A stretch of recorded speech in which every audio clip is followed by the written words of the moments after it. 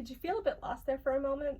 Did you feel a little overwhelmed, but you could tell that I was talking to you? You had no idea how to respond to me, but you knew that what I was saying was meant for you. For that moment in your life, you were able to live like a deaf person. For most of us, we go through our lives every day without having to think about communication access. We're able to send and receive messages to people around us with ease because we know that we will be understood and we can understand what they're saying. But what would you do if that wasn't the case? What would you do if your life wasn't accessible? That's what I want to talk about today. There's this thing that happens to our deaf communities around the world called the greatest irony. And that irony is what happens when a deaf child is born in a world without access. They're not given the ability to acquire language, a culture, and a community of their own.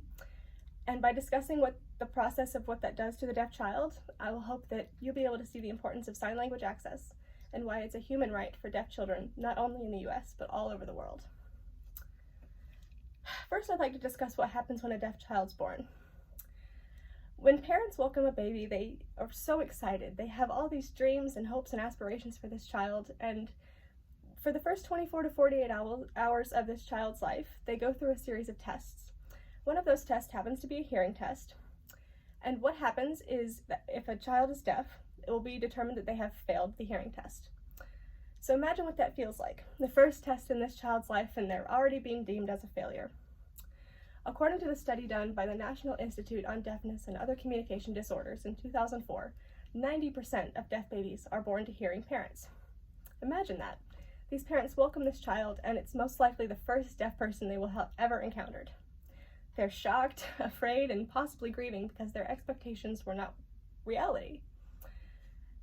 What happens next is a process called intervention, where doctors and speech pathologists come in and they discuss with the parents the best options for this child.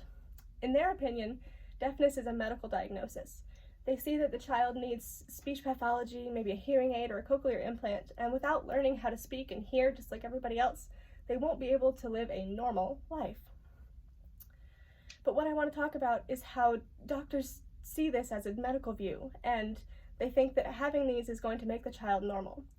But according to an article by McGill University published in September of 2012 by Pennicott, Klein, and Zator, auditory deprivation does not affect the growth and development of the child's brain and cognition, but rather language deprivation does. This proves that having access to language, not auditory stimulation, is what affects a child's brain development. Children who grow up without language experience social and emotional and cognitive issues. What happens is because of language deprivation, according to the Journal of Deaf Studies and Deaf Education published in 2010 by Damer, deaf people are 4 times more likely to experience mental health issues than the members of broader communities. These issues come from isolation and also lack of communication. According to the American Annals of the Deaf, published in 2016, Cawthorn suggests that isolation from that and the fact that they grow up without role models and peers who are just like them, they don't get exposed to sign language and the deaf community. They don't see that deaf people are able to grow up and be successful, to go on and live, again, that normal life. How can we expect a child to grow up feeling confident and good about themselves if we don't offer them peers and role models to model themselves after? When a child doesn't have language, they can't express themselves, they can't think, they can't develop relationships, and that's absolutely dreadful. We would never expect that for a hearing child. Throughout the US and all over the world, there are amazing deaf role models for these children, but they just never get access to them. The truth is that society says it's more convenient for them if deaf people go on to live normal hearing lives, rather than doing what's best for deaf people. According to a study done by the Laurent Clerc National Deaf Education Center at Gallaudet University in 2008, if both ASL and English are developed, it promotes bilingual competence, which benefits the child through language acquisition, social and emotional development, and it builds identity as an individual, a deaf individual. Deaf children have the right to grow up to know that they are worthy and accepted. In 2008, the US signed and ratified the United Nations Convention on the Rights of People with Disabilities. And within that, there is an article, Article 24, that relates to education. Within that article, it specifically states that we must encourage and facilitate the use of sign language acquisition and deaf community identity.